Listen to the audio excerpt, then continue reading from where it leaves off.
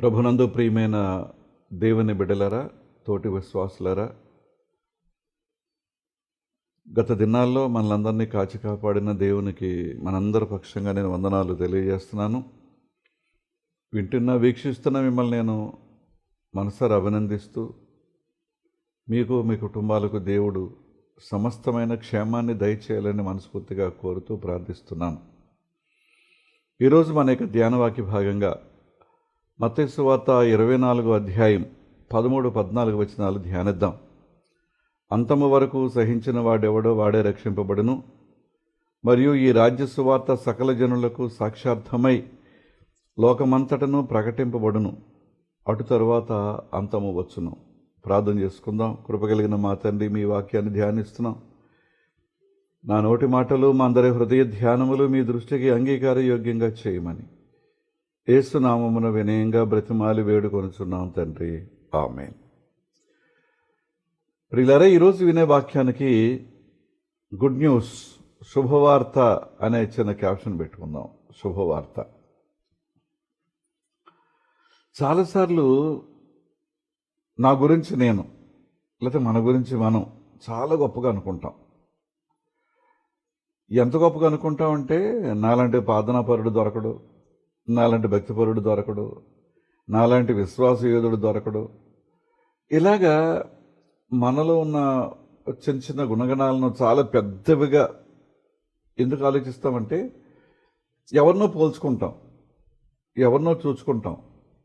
ఆ పోల్చుకుంటూ చూచుకుంటూ మనం చాలా గొప్పగా అనుకుంటాం.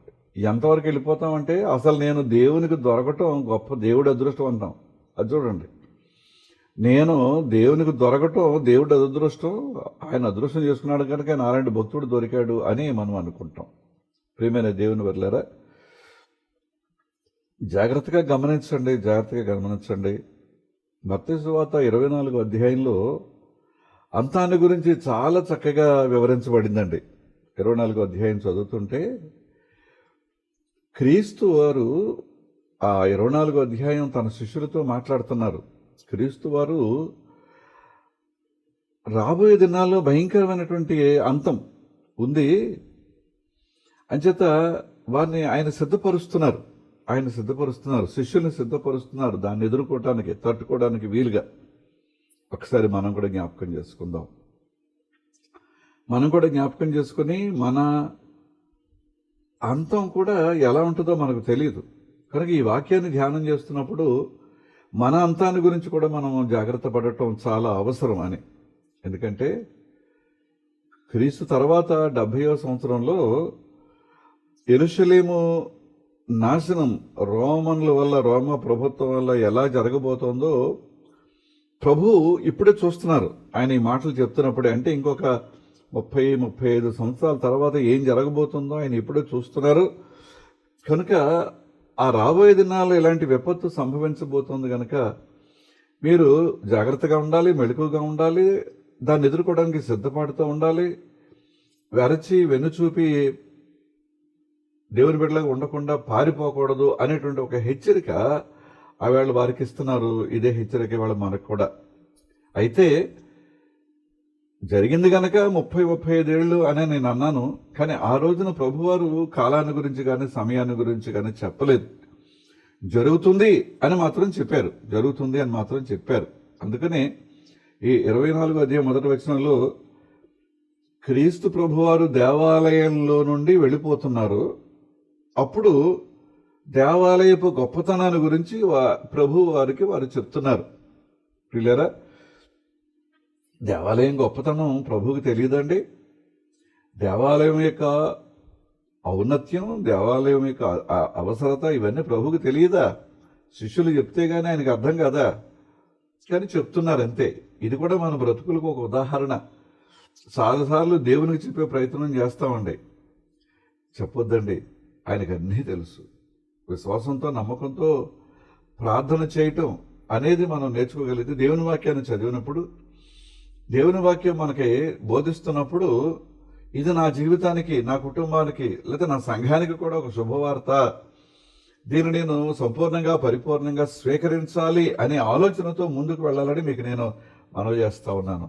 ఈ దేవాలయ ప్రతిష్ఠ గురించి శిష్యులు చెప్తుంటే ఆ 24 అధ్యాయం 2వ వచనంలో ప్రభువారు అన్నారు చాలా సింపుల్గా, రాతి మీద రాయి నిలవని దినాలు వస్తాయి. రాతి మీద రాయి ఒకటైనను నిలబడకుండా ఉండేటువంటి దినాలు వస్తాయి, పడద్రోయబడుతుంది నిశ్చయంగా అన్నారు. I will tell you the truth అని ఉంటుందండి. I will tell you the truth.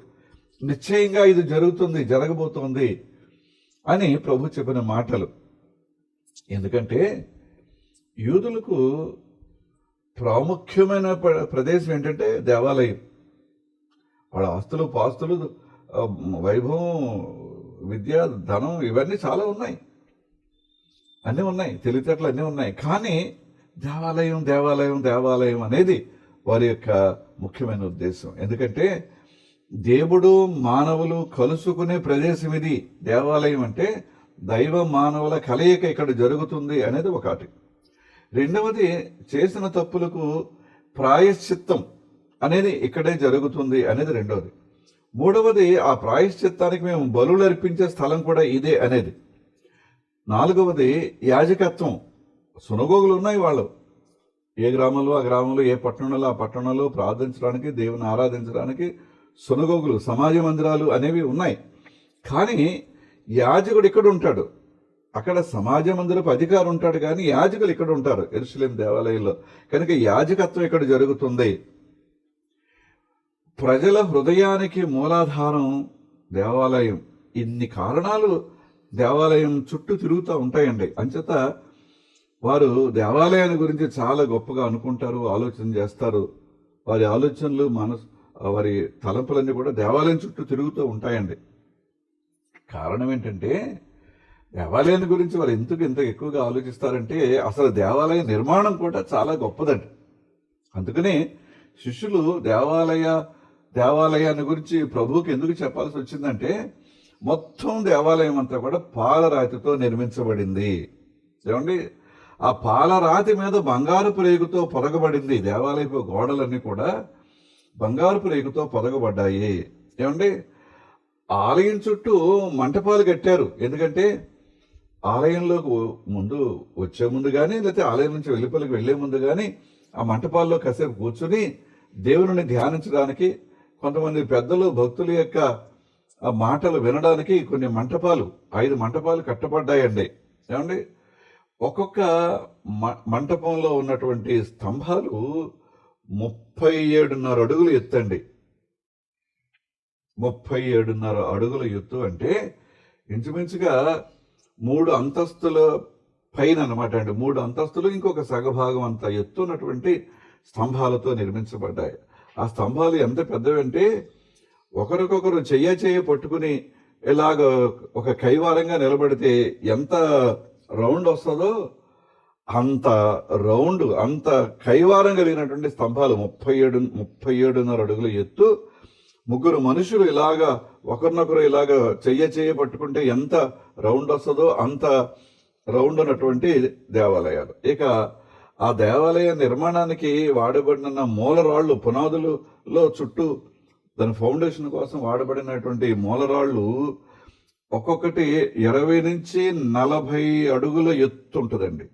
ఒక్కొక్క రాయి 20 నుంచి 40 అడుగుల ఎత్తు అంటే ఒక్కసారి ఆలోచన చేయండి. ఇంచుమించుగా ఒక్కొక్క రాయి బరువు 400 టన్నుల పైన. ఒక్కొక్క రాయి బరువు 400 టన్నుల పైన. కనుక ఇంత వైభవోపేతమైనటువంటి దేవాలయం ప్రపంచంలో ఆ దినాలు ఎక్కడా లేదు. ఒకవేళ ఇప్పుడు ఆ కొలతలు, పరిమాణాలు మనం జ్ఞాపకం చేసుకుంటే ఇప్పుడు కూడా, ఎందుకంటే కాంక్రీట్ వచ్చింది కనుక కాంక్రీట్ తోటి ఎంత భారీ నిర్మాణం అనేది చేయొచ్చండి. కానీ అది ఆ వేళ ఆ స్తంభాలన్నీ కూడా ఒక రాతి మీద చెక్కబడ్డాయి. ఆ పునాది రాళ్ళు 20 నుంచి 40 అడుగులు ఎత్తని చెప్పుకున్నాం కదండి. అవి కూడా ఒకే రాతి మీద, పైగా అవన్నీ కూడా పాలరాళ్ళు. ఎక్కడి నుంచి తెచ్చారో, వాటన్నింటినీ ఎలా సమకూర్చారో, ఎలా సిద్ధపరిచారో అర్థం కాని పరిస్థితి అనమాట అండి. అంచేత అది వైభవోపేతమైనటువంటి, ఏమండి, ఇదంతా ఒక ఆశ్చర్యం. ఈ దేవాలయం, దాని యొక్క కొలతలు, దాని యొక్క నిర్మాణం, శైలి, ఇవన్నీ జ్ఞాపకం చేసుకుంటే ఒక ఆశ్చర్యం అయితే, ఇప్పుడు ప్రభు మాటలు ఇంకొక ఆశ్చర్యం ఏంటి? రాతి మీద రాయి నిలవని దినాలు వస్తాయి. రాతి మీద రాయిన ఎంత పెద్ద దేవాలయం, ఎంత కష్టపడి ఎన్ని సంవత్సరాలు కష్టపడి కడితే రాతి మీద రాయి నిలవదు అంటాడేంటి ఈయన. ఇది ఇంకొక ఆశ్చర్యం అన్నమాట అండి. ప్రియమైన దేవుని బిడ్డలారా, ఆ 24వ అధ్యాయం మొదటి వచనం చూస్తే ఆయన దేవాలయము నుండి బయటకు వెళ్ళిపోతున్నప్పుడు ఈ మాటలు చెప్తున్నారు. అంటే దేవాలయానికి ఆయన వీపు పెట్టారనమాట అండి. ముఖం దేవాలయానికి అభిముఖంగా వ్యతిరేకంగా ఉంది. దేవాలయానికి వ్యతిరేకంగా ఉంది ఆయన ముఖం, వీపు మాత్రం దేవాలయం వైపు ఉంది. అంటే దాని అర్థం ఏంటంటే ఇంకా దీనిని నేను చూడను, ఎవరు చూడలేరు, ఈ వైభవం ఎవరు చూడరు, అందరూ తిరుముఖంలో వెళ్లాల్సిందే తప్ప దీన్ని చూచి ఆనందించి గర్వించేటువంటి పరిస్థితి లేదు అని ఒక అర్థాన్ని సూచించే విధంగా. ఏమంటే ఇశ్రాయేలీలకు ఈ దేవాలయం గుండె. ఇప్పుడు ఆయన ఏమన్నారంటే ఈ దేవాలయం రాతి మీద రాయి నిలవని దినాలు వస్తున్నాయి అంటే వారి దేవాలయం పడగొట్టబడుతుంది అంటే వీరి గుండె పగిలిపోతుంది. జరగబోయేటువంటి సంఘటన చూసేవారు, అనుభవించే వారి గుండె పగిలిపోతుంది అని. అందుకని మత్తయి సువార్త 23వ అధ్యాయం 8వ వచనంలో మీ ఇల్లు మీకు విడవబడుతుంది అని అన్నారు ఆయన. మీ ఇల్లు మీకు విడవబడి ఉన్నది అని చెప్పారు. ఏమైంది? క్రీస్తు ప్రభు అనంతరం 70వ సంవత్సరంలో అంటే AD 70లో రోమన్ జనరల్ టైటస్ అనే ఆయన యెరూషలేము మీద దాడి చేశాడు. అది కొండ మీద ఉండేటువంటి పట్టణం, దేవాలయం, దాని చుట్టూ ఉన్నటువంటి గృహాలు, సముదాయం, పెద్ద పెద్ద వైభవంతో కూడినటువంటి భవనాలు ఉన్నాయి. అయితే ఈ టైటస్కి యెరూషలేము పట్టణాన్ని పట్టుకోవడం చాలా కష్టమని తెలుసు. అందుకని ఏం చేశాడంటే ఆ కొండ చుట్టూ ఒక గట్టు లాంటిది కట్టి తన సైనికుల్ని బయటపెట్టి లోపలికి ఆహార పదార్థాలు వెళ్ళకోకుండా కట్టడి చేశాడు. బయట నుంచి రావాలి కదండి. ఇక్కడ ఏమో పంట మీద పంటలు పండవు కదా, కాయగూరలు పండవు కదా, ఏదో పండితే 1-2 పండుతాయి తప్ప. చివరికి యెరూషలేము పట్టణంలో ఉండే ప్రజలకు నీరు కూడా బయట నుంచే రావాలి. ఎప్పుడైతే బయట నుంచి రేషన్ వెళ్లకుండా ఆపేశాడో యెరూషలేము పట్టణం మొత్తం కరువుతో నిండిపోయింది. ఆకలితో జనాలు అల్లాడిపోతున్నారు. ఏదో తమ దగ్గర ఉన్నది కొద్ది దినాలు, అలాగే ఇరుగు పొరుగు వారి దగ్గర అప్పు తీసుకొచ్చిన కొన్ని దినాలు గడిపారు, కానీ ఇంకా తర్వాత తట్టుకోలేక ఆకలితో చనిపోతాం మొదలుపెట్టారు. ఎలా చనిపోయారంటే ఆ రోడ్డు మీద పడి, ఇళ్లలో పడి, అలాగే శవాలు గుట్టలా పడిపోతే వారి కళ్ళన్నీ కూడా తెరవబడి ఉన్నాయటండి. ఎందుకంటే దేవాలయం వైపు చూస్తూ చచ్చిపోయారట వాళ్ళు. దేవాలయం వైపు చూస్తూ అలాగే ప్రాణాలు వదిలిపెట్టారటండి. ఎందుకని వాళ్ళ కళ్ళన్నీ కూడా తెరవబడి ఉన్నాయటండి. ప్రియమైన దేవుని బిడ్డలారా, ఇంచుమించుగా 11 లక్షల మందిని చంపేశాడు ఈ టైటస్. 11 లక్షల మందిని, 97,000 మందిని బందీలుగా పట్టుకుని వెళ్ళిపోయాడు రోమాపురికి. 97,000 మందిని బందీలుగా పట్టుకుని వెళ్ళిపోయాడు. 11 లక్షల మందిని ఆయన చంపేశాడు. కనుక ఈ దృశ్యం ఒక 30-35 ఏళ్ల తర్వాత జరగబోయే దృశ్యాన్ని ప్రభువారు ఇప్పుడే చూస్తున్నారు. ఇప్పుడే చూసి ఇలాంటిది జరగబోతుంది, మీరు జాగ్రత్తగా ఉండండి. ప్రియమైన దేవుని బిడ్డలారా, ఇవాళ మన పరిస్థితి కూడా మనం జ్ఞాపకం చేసుకుంటే ఏం జరగబోతోందో ప్రభువుకు తెలుసు, మనకు తెలియదు కనుక మనం తిన్నాం, తాగాం, సుఖించాం అనేటువంటి ఒక ఆలోచన, గర్వం ఇవన్నీ మన హృదయాల్లో ఉండొచ్చు. కానీ ప్రభువుకు తెలుసు కనుక ఆయన ఒక హెచ్చరిక మనకిస్తున్నారు. అంతము వరకు సహించిన వాడు రక్షించబడతాడు. ఏమండి, ఈ రాజ్య సువార్త సకల జనులకు సాక్షార్థమై లోకమంతటా ప్రకటింపబడును. ఆ తర్వాత అంతం వస్తుంది. అంతానికి చాలా దగ్గరగా ఉన్నాము అనేటువంటి విషయాన్ని మనం జ్ఞాపకం చేసుకోవాలి. యోహాను సువార్త 16వ అధ్యాయం 33వ వచనంలో ప్రభు చెప్పిన మాట ఏంటంటే, నా యందు మీకు సమాధానము కలుగునట్లు ఈ మాటలు నేను మీతో చెప్తున్నాను. లోకములో మీకు శ్రమ కలుగును, అయినను ధైర్యము తెచ్చుకునుడి, నేను లోకమును జయించి ఉన్నాను. లోకములో మీకు శ్రమ కలుగును. ఏమండి, కలుగుతుందేమో అని అటా మాటలు చెప్పలేదండి ఆయన. లోకంలో మీకు శ్రమ కలుగును, మీరు క్రీస్తుకు చెందిన వారైతే. అది ఆ బ్రాకెట్లో పెట్టుకోండి. క్రీస్తు ప్రభుని నమ్మిన బిడ్డలుగా, విశ్వాసులుగా మీరుంటే, క్రీస్తు వారిగా ఉంటే, మేము క్రీస్తు బిడ్డలమని ధైర్యంగా ధీమాగా చెప్పుకోగలిగితే మీకు శ్రమలు వస్తాయి. అంతే తప్ప శ్రమలు కలుగుతాయేమో కలగొచ్చేమో అనలేదండి. గ్యారంటీగా చెప్తాం, మీకు శ్రమలు వస్తాయి. ప్రియమైన దేవుని బిడ్డలారా, జ్ఞాపకం చేసుకుందాం. ఒక వ్యక్తికి బాధ తెలుస్తుంది అంటే నాడి ఇంకా కొట్టుకుంటుంది అనమాట. నాడి కొట్టుకోవటం ఆగిపోయింది అనుకోండి, బాధ తెలియదు కదండి. కనుక నీవు దేవుని బిడ్డవైతే శ్రమలు ఉంటాయి. నాడు కొట్టుకుంటే బాధ ఎలాగైతే తెలుస్తుందో, నువ్వు క్రీస్తు ప్రభు బిడ్డవైతే, విశ్వాసమైతే శ్రమలు ఉంటాయి. అది ఎంత గ్యారంటీ, ఇది కూడా అంతే గ్యారంటీ. అంతే తప్ప నేను ప్రభు బిడ్డలుగా ఉన్నాను గనక, ప్రభు కొరకు జీవిస్తున్నాను గనక, మీరు ప్రభు నమ్ముకోండి, మీకు ఇల్లు కట్టుకుంటారు, ఉద్యోగాలు వచ్చేస్తాయి, మీ పిల్లలకి పెళ్ళిళ్ళు అయిపోతే పిల్లల్ని కనేస్తారు, మీరు కార్లు కొంటారు, 5 అంతస్తుల భవనాలు కట్టుకుంటారు, భోగభాగ్యాలు కలిగితే ప్రభు నమ్ముకోండు అని చెప్తున్నారు. ఇప్పుడు అభివృద్ధి అభివృద్ధి అభివృద్ధి గురించి ప్రభు మాట్లాడట్లేదు. తప్పకుండా అభివృద్ధి ఉంటుంది, ఆశీర్వాదాలు ఉంటాయి, దీవెనలు ఉంటాయి, కానీ శ్రమలు కూడా ఉంటాయి. ఆవేళ టైటస్ నాయకత్వంలో యెరూషలేముకు అంత కష్టం వచ్చినప్పుడు అందులో ఎవరు ధనవంతులు లేరండి? భోగభాగ్యాలు అనుభవిస్తున్న వారు లేరా? కానీ ఆ యెరూషలేమును పట్టుకునే పరిస్థితి తనకు లేదు కనుక రేషన్ బంద్ చేశాడు. ఏం చేస్తారంటే బయట నుంచి ఆహార పదార్థాలు, డబ్బులున్నాయి, లక్షల లక్షలు కోట్లు కోట్లు డబ్బులు ఉండొచ్చు ఆ రోజుల్లో, బోడంత బంగారుకు నిల్వ ఉండొచ్చు. కానీ జరిగిన నష్టం ఏంటి అంటే వాళ్ళు ఏమి చేయలేకపోయారు. బయట నుంచి రేషన్ లోపలికి రాకోకుండా చుట్టూ ముట్టడి వేసినటువంటి టైటస్ రేషన్ బంద్ చేశాడు. అందుచేత ప్రియమైన వాళ్ళారా, ఒక్కసారి మనం జ్ఞాపకం చేసుకుందాం రాబోయేటువంటి దుర్దినాలు ఎలా ఉంటాయో. దాంతోపాటు ఇంకొక హెచ్చరిక ఏంటంటే 24వ అధ్యాయం మత్తయి సువార్త 5వ వచనంలో, అనేకులు నా పేరట వచ్చి నేనే క్రీస్తునని మోసం చేస్తారు. అనేకులు నా పేరట వచ్చి నేనే క్రీస్తునని, ఏ క్రీస్తు? అంత్యక్రీస్తు, రెండవ క్రీస్తు, రాబోయే క్రీస్తును నేనే అని మోసం చేస్తారు. చాలా దేశాలలో, మన దేశంలో, మన రాష్ట్రంలో కూడా ఈ బోధలు మనం వింటున్నామండి. నేనే క్రీస్తుని, నేనే క్రీస్తుని, నేనే క్రీస్తుని. ఎంత బాధాకరమైన విషయం. ఆ మాటలు నమ్మి వారి కూడా వెళ్ళిపోయేవాళ్ళు కొంతమంది, ఆ మాటలు నమ్మి వారిని అనుసరించేవాళ్ళు, ఆ మాటలు నమ్మి తమ స్థిరాస్తులను అమ్ముకుని, ఇంకేముంది రెండో క్రీస్తు వచ్చేసారు కనుక ఆయన కూడా ఉంటే నేను రక్షించబడతాను అనుకుని ఇవన్నీ త్యజించి వీటన్నిటినీ చాలా తృణప్రాయంగా చూచి వెళ్ళిపోయిన వాళ్ళు ఉన్నారు, నష్టపోతున్నారు. ఇది ఇంకొక బెడద.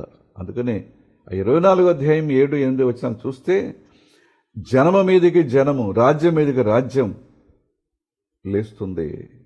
జనము మీదకి జనం. ఇప్పుడు మన భారతదేశంలోనే మనం చూసుకుందామండి, ఎంత తీవ్రమైన దాడులు క్రైస్తవుల మీద జరుగుతున్నాయి. మేము భారతీయులమని వారు కూడా భారతీయులే అని గుర్తింపు లేకోకుండా వీళ్ళు పరాయి దేశపు మతాన్ని స్వీకరించారు కనుక వీళ్ళు పరాయి వాళ్లే అని అనుకుంటున్నారండి. తాత ముత్తాతల ముత్తాతల ముత్తాతల కాలం నుంచి ఇక్కడే పుట్టి పెరిగి ఈ దేశ పౌరసత్వాన్ని కలిగి కేవలం ప్రభువుని అంగీకరిస్తే చాలా తీవ్రమైన పదజాలంతో దూషిస్తూ, మానభంగాలు చేస్తూ, హత్యలు చేస్తూ, దోపిడీలు చేస్తూ, దహనాలు చేస్తూ, మనుషుల్ని నిట్ట నిలువున కాల్చేస్తూ ఇవన్నీ మనం చూస్తున్నామండి. మన ఇరుగు పొరుగు రాష్ట్రాల్లోని ఇవన్నీ జరుగుతున్నాయి చూస్తున్నాం. అడపాదడప అక్కడక్కడ మన రాష్ట్రంలో కూడా జరుగుతున్నాయండి. జనం మీదకి జనం, రాజ్యం మీదకి రాజ్యం, ఇక కరువులు, భూకంపాలు, ప్రకృతి వైపరీత్యాలు మనం చూస్తున్నాం కదండి, చూస్తున్నాం. ఇవన్నీ రాబోయేటువంటి వేదనలకు ప్రారంభ సూచికలు మాత్రమే. కనుక క్రైస్తవులు అనబడిన వాళ్ళని చంపేస్తారు రాబోయేటువంటి దినాలలో. అండి, నీరో కాలంలో ఇదే జరిగింది, నీరో చక్రవర్తి కాలంలో కూడా ఇదే జరిగింది. అయితే ఇప్పుడు బ్రతుకున్న మనకు దేవుడు ఒక బాధ్యత మన భుజాలపై ఇచ్చాడు. ఒక బాధ్యత భుజాలపై ఇచ్చాడు. ఆ బాధ్యత ఏంటి అంటే ఈఓడి ఈఓడి అనే ఒక బాధ్యత మన భుజాలపై ఉంది అని మీరు జ్ఞాపకం చేసుకోండి. ఏంటి ఈఓడి ఏంటి? దాని అబ్రివేషన్ ఏంటి? చార్ల్స్ హాల్ అనే ఆయన కువైట్ దేశంలో, కువైట్లో సద్దాం హుస్సేన్ యుద్ధం ప్రకటించేసి కువైట్ని సర్వనాశనం చేశాడు కదండి. అప్పుడు ఆయన ఏం చేశాడంటే, ఎవరైనా ఆ దేశంలో నుంచి, అదంతా ఎడారి కదా, కువైట్ అంతా ఎడారి కదా, బయటకు వచ్చి అడిగేస్తే వాళ్ళు పేలిపోయి చనిపోయేలాగా ఇసుకలో చాలా బాంబులు ఆయన ల్యాండ్ మైన్స్ అంటాం కదండి, వాటిని కప్పెట్టిపోయాడండి.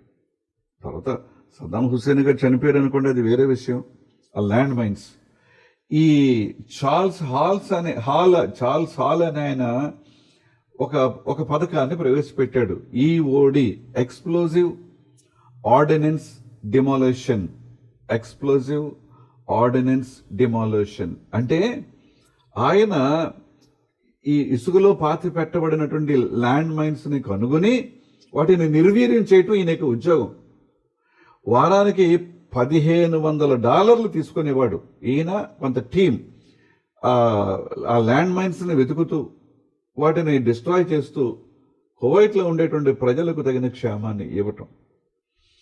ఇంకొక ఆయన కూడా ఉన్నారండి, ఆయన పేరు రిచర్డ్ లోహెర్ అనేటువంటి ఆయన. ఈయన ఇంకొక ఈఓడి. ఆయన ఏంటంటే, మొదటి ప్రపంచ యుద్ధం, రెండవ ప్రపంచ యుద్ధంలో చాలా బాంబులు ప్రయోగించబడ్డాయి. అందులో కొన్ని బాంబులు సముద్రపు అడుగు భాగానికి చేరి పేలకుండా ఉండిపోయాయి. వాటిని ఏమంటారంటే సీ మైన్స్ అంటారు. ఇవేమో ల్యాండ్ మైన్స్, అవేమో సీ మైన్స్. వాడలు వెళుతున్నప్పుడు ఎక్కడైనా లోతు తక్కువగా ఉన్న భూభాగంలో ఈ బాంబుకి ఆ వాడ అడుగు భాగం తగిలితే బాంబు పేలిపోతే ఇంత ఖరీదైన, ఇంత విలువైన సంపద మోసుకెళ్తున్న వాడు చిన్న భిన్నం ముక్కలు అయిపోద్ది అనమాట అండి.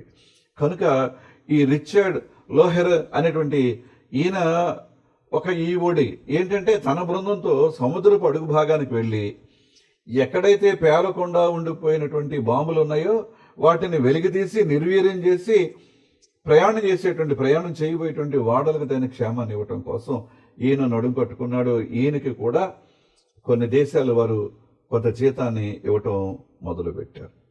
ప్రభు మన నుండి నేను ఒక ఈఓడిగా ఉండాలి, ఎక్స్ప్లోజివ్ ఆర్డినెన్స్ డిమాలేటర్గా ఉండాలి, ఈఓడిగా ఉండాలని ప్రభు కోరుతున్నారు. ఎందుకంటే సాతాను చాలా సమస్యలను సృష్టిస్తాడు. సమస్యలకు సృష్టికర్త సాతాను. ఈ సమస్యలతోనే మనం జీవించాలి. సమస్యలకు దూరంగా, అతీతంగా మనం ఉండలేం. సమస్యలతోనే జీవించాలి, కానీ క్షేమంగా ఉండాలి. మనం క్షేమంగా ఉండటం కాదు, మన తోటి వారు కూడా క్షేమంగా ఉండాలి. వారు ఎవరైనా కావచ్చు. వారు క్రైస్తవులు మాత్రమే కాదు, క్రైస్తవేతరులు కూడా అయి ఉండొచ్చు. మనం కూడా క్షేమంగా ఉండాలంటే నీ ఒక ఈఓడిగా ఉండాలి అనేది దేవుని యొక్క ఉద్దేశం. ఎందుకంటే ఈ సమస్యలు ఎలా సృష్టిస్తాడంటే, ఆల్కహాల్, మాదక ద్రవ్యాలు, టెర్రరిస్టులు, దొంగలు, ఇవన్నీ కూడా మన చుట్టూ ఉన్నటువంటి సమస్యలు. చాలా తేలికగా ప్రజలు వీటి బారిన పడిపోతున్నారు. చాలా తేలికగా వీటిని ప్రేమిస్తున్నారు. చాలా తేలికగా అలవాటు పడిపోతున్నారు. ఇంకా ఈ దొంగతనాలు ఎందుకంటే ఈజీ మనీ, కష్టపడకుండా సంపాదించేయచ్చు. Easy money. చైన్ స్నాచర్స్ అని చూస్తున్నామండి, పిక్ పాకెటర్స్ అని చూస్తున్నామండి. ఇక ట్రైన్స్లో, బస్సుల్లో చాలా ఈజీగా నిద్రపోతూ ఉంటే వారి పని వాళ్ళు చేసుకెళ్ళిపోతూ ఉన్నారు. కనుక వీరందరి పరిస్థితుల్లో నీ ఒక ఈఓడిగా ఉండి వాటిని అదుపు చేయడానికి, వాటి నుంచి ప్రజలను కాపాడడానికి నీవు ఒక నాయకుడిగా, ఈఓడి యజమానిగా, లేదా ఈఓడిలో పనిచేసే ఒక కార్యకర్తగా ఉండాలనేది దేవుని యొక్క చిత్తం. కనుక క్రైస్తవుడు తన మటుకు తాను జీవించడం కోసం కాదండి, ఇతరుల కొరకు కూడా జీవించాలి. మీరు లోకమునకు ఉప్పై ఉన్నారు, మీరు లోకమునకు వెలుగై ఉన్నారని చెప్పడంలో దేవునికి ఉద్దేశం అది. ఉప్పు అది సారం కలిగి దేనికి చేర్చబడుతుందో అది చెడిపోకుండా కాపాడుతుంది ఉప్పు. అది మాంసం కావచ్చు, చేపలు కావచ్చు, పచ్చళ్ళు కావచ్చు, ఏదైనా కావచ్చు, కాయగూరలు కావచ్చు, ఏదైనా కావచ్చు, చేర్చబడిన దానికి చెడిపోకుండా కాపాడే గుణం ఉప్పుకుంది. నీవు ఒక ఉప్పుగా ఉంటే చెడిపోతున్న లోకాన్ని, పడిపోతున్న లోకాన్ని, పాడైపోతున్నటువంటి ప్రజలను నీవు ఒక ఓడిగా ఉండి బాగు చేయగలవు. అది దేవుని యొక్క చిత్తం. మీరు లోకానికి వెలుగుగా ఉండండి. చీకటి చాలా మందికి ఇష్టం, ప్రేమిస్తున్నారు, అందులో ఉండడానికి తాపత్రయం. కానీ నువ్వు వెలుగుగా ఉండి ఆ చీకటిలో నుంచి ఆయన యొక్క ఆశ్చర్యకరమైన గొప్ప వెలుగులోనికి వారిని నడిపించేటువంటి బిడ్డగా, ఒక ఓడిగా ఉండాలని ప్రభువు మన నుండి ఆయన కోరుతున్నాడు. ప్రియమైన దేవుని బిడ్డలారా, అందుకని అలా ఉంటున్నప్పుడు నీకు శ్రమలు ఉండవా? శ్రమలు ఉంటాయి, కష్టాలు ఉంటాయి కదండి. అందుకని ఆ 24వ అధ్యాయం 13వ వచనం మనం చదువుకున్నాగా, అంతం వరకు సహించిన వాడెవడో వాడు రక్షించబడును అని చెప్పాను. ప్రియమైన దేవుని బిడ్డలారా, యుద్ధం జరుగుతుంది. నువ్వు స్వయంగా యుద్ధంలో ఒక సైనికుడిగా ఉండకపోవచ్చు. యుద్ధం జరిగిన ప్రదేశానికి దగ్గరగా ఉంటే నీకు కూడా నష్టం కలుగుద్ది కదా. బాంబులు పేలుతాయి, శత్రువులు వేస్తూ ఉంటారు, బాంబులు పేలిపోతూ ఉంటాయి. నువ్వు దగ్గరగా ఉన్నావనుకో, నీ కాలు చేయి దిగిపోద్ది కదా, తప్పకుండా. కానీ ప్రభు ఏమన్నారంటే, నష్టం జరుగుద్ది, కానీ అంతము వరకు సహించిన వాడెవడు, అంతము వరకు సహించిన వాడెవడు అనేటువంటి మాట. పోర్చుగీస్ అనేటువంటి దేశం గురించి మనందరికీ తెలుసు కదండి. అక్కడ ఒక పదం ఉందండి, గర్రా, GARRA, గర్రా. గర్రా అనే మాటకి ఏంటంటే క్లా, పంజ అంటాం చూసారా, పులి పంజ, సింహం పంజ అంటాం చూసారా, పిల్లి పంజ అంటాం చూసారా, క్లా అని అర్థం. అదేంటంటే, ఒక వ్యక్తి పర్వతారోహణ చేస్తున్నాడు, శిఖరం చేరాలంటే ఈ క్లా ఆ పర్వతపు పొగళ్ళలో గుచ్చి ఒక్కొక్కటి ఇలాగలా ఎగబాగుతూ ఉంటే శిఖరాన్ని చేరగలుగుతాడు. క్రైస్తవ జీవితానికి ఒక గర్ర ఉండాలి, క్లా అనేది ఉండాలి. ఎలాంటి క్లా? ఎలాంటిది? క్రీస్తు అనే బండలో నీ క్లా, నీ పంజ బలంగా నువ్వు దింపగలిగితే శిఖరాన్ని చేరగలుగుతావు. అది దేవునికి ఉద్దేశం. కనుక క్రైస్తవురాలిగా దేవుని మీద మనం ఎంతగా ఆధారపడాలో ఆయన కొరకు. అలాగని ఈ పర్వతారోహణ చేసేవాళ్ళు ఈ క్లా ఇలాగే ఎగబాగుతుంటే చేతులు నొప్పి రావండి, చీరుకుపోతూ ఉంటాయండి, ఆ గోళ్ళు పగిలిపోయి రక్తాలు కూడా కారచ్చు. ఈ ఈ గోళ్ళ యొక్క ఈ చివరి భాగాలు పగిలిపోయి మరలా తీసి ఇంకో చోట పట్టుకోవడానికి వీలు లేనంత బాధ కలిగిస్తూ రక్తాలు కారుతూ ఉండొచ్చు. కానీ నువ్వు పర్వత శిఖరం చేరాలంటే నీ క్లా ఆ రాళ్ల పగులలో నువ్వు పెట్టి పాకాల్సిందే. ప్రభు అదే మనకు జ్ఞాపకం చేస్తున్నాడు. 1066వ సంవత్సరంలో నార్మండీ దేశంలో ఒక సంఘటన జ్ఞాపకం చేస్తాను. ఏమంటే, నార్మండీ దేశం యొక్క అధినేత విలియం అనే ఆయన ఇంగ్లాండ్ మీద దాడి చేస్తున్నాడు. ఇంగ్లాండ్ సుసంపన్నమైన దేశం, ఆయుధ సంపత్తి కలిగిన దేశం ఆ రోజుల్లోనే. ఏమంటే, ఇంకా చాలా ఉన్నాయి క్వాలిటీస్. ఈ విలియంకి ఇంగ్లాండ్ దేశాన్ని జయించడం కష్టమని తెలుసు, కానీ దాడి చేస్తాడు. కనుక అతడు ఒక పద్ధతి కనిపెట్టాడు, ఒక యుద్ధ వ్యూహాన్ని కనిపెట్టాడు. దాన్ని ఏమన్నారంటే ఎడ్జ్, EDGE, ఎడ్జ్ అని అన్నారు దాన్ని. యాక్చువల్గా ఎడ్జ్ అనే మాటకి అర్థం ఏంటంటే కత్తి మొన. అది ఉండటం వల్ల ఆ పథకం, లేకపోతే దాన్ని ఏమంటారు, ఆ యుద్ధ నీతి లేకపోతే యుద్ధ ప్రణాళిక, ఏమంటే స్ట్రాటజీ అంటాను చూసారా, స్ట్రాటజీ ఉండటం వల్ల ఇంగ్లాండ్ వారు అతన్ని ఎదుర్కోవడం చాలా కష్టమైంది. మీకు అర్థం కాలేదు, నాకు అర్థమైంది. ఒక విషయం చెప్తాను. ఇవాళ పాలస్తీనా వారికి, ఇస్రాయేల్ వారికి యుద్ధం జరుగుతుంది. ఆ యుద్ధంలో ఇటు అరబ్స్, పాలస్తీనా వారు లేకపోతే ఈ అరబ్ రాజ్యాల వారు చాలా మిసైల్స్ పంపిస్తూ ఉన్నారు ఇస్రాయేల్ దేశాన్ని నాశనం చేయడానికి. కానీ ఇస్రాయిల్ వారు ఐరన్ డోమ్ అనే దాన్ని ఒకదాన్ని కనిపెట్టారు. ఐరన్ డోమ్ దాని పేరు. అది ఏం చేస్తుంది? ఈ మిసైల్స్, రాకెట్స్ వస్తూనే ఉంటాయి. ఇది ప్రజల మీద, భవనాల మీద పడే పరిస్థితికి వస్తుంది అంటే గాలిలోనే ఈ ఐరన్ డోమ్ దాన్ని పేల్చేస్తుంది. లేదు, అది ఒక ఖాళీ ప్రదేశంలో పడుతుంది, దాని జోలికి వెళ్ళదు. పడుతుంది అక్కడ, దానివల్ల నష్టం కలగలేదు. Iron dome. నీవు ఒక ఐరన్ డోమ్గా ఉండాలి, నీవు ఒక ఎడ్జ్గా ఉండాలి అనేది దేవుని యొక్క ఉద్దేశం. ప్రియమైన దేవుని బిడ్డలారా, అలా ఉండబట్టే ప్రభు ఆరోహణమే వెళ్ళిపోయిన తర్వాత అంతకుముందు చల్లా చెదరైపోయినటువంటి శిష్యులు తిరిగి మళ్ళా యెరూషలేము చేరారు.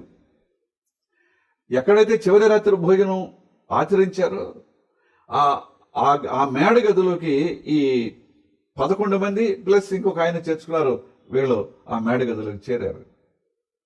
వారు ఎంత బలంగా ఇశ్రాయేలు ప్రజలకి, యూదులకి దేవుని యొక్క సువార్త ప్రకటన చేశారంటే, అక్కడ మనం అపోస్తల కార్యాలు 2వ అధ్యాయం 5వ అధ్యాయం చదువుతుంటే ఇంచుమించుగా చెదిరిపోయిన యూదులు 14 దేశాల నుంచి వాళ్ళు యెరూషలేము వచ్చారు. 14 దేశాలు, 14 ప్రదేశాల నుంచి వచ్చారు.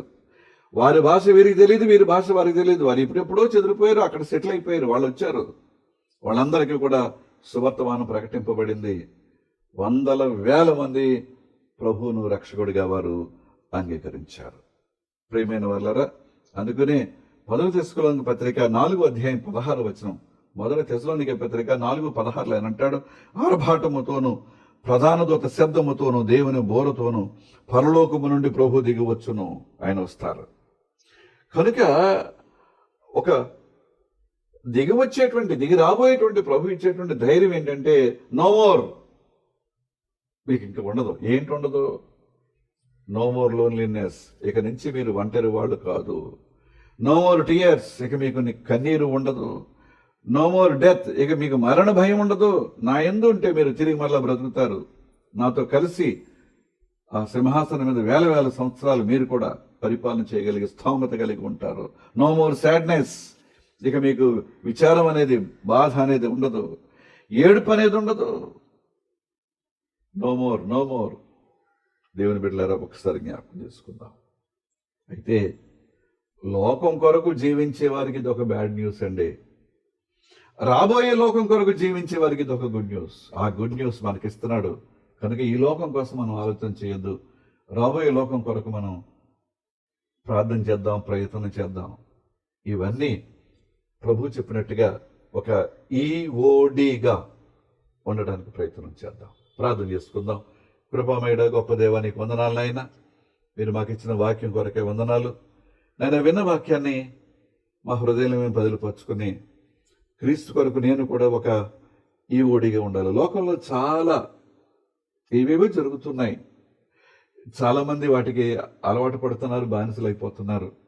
ఒకవేళ లోకవంతరికి నేను వెళ్ళలేకపోయినా, నేనున్న ప్రదేశంలో, నేనున్న ప్రాంతంలో కొంతమందినైనా నేను అగ్నిలో నుండి బయటకు లాగినట్టుగా వారిని రక్షించగలిగితే నా జీవితం ధన్యం అవుతుంది అనే ఉద్దేశంతో ఒక జయశాలిగా పనిచేయడానికి, ఒక ధైర్యశాలిగా పనిచేయడానికి, ఒక ఉత్తమ క్రైస్తవ పౌరుడిగా పనిచేయడానికి తగిన శక్తి దయచేయమని ప్రార్థన చేస్తున్నాను.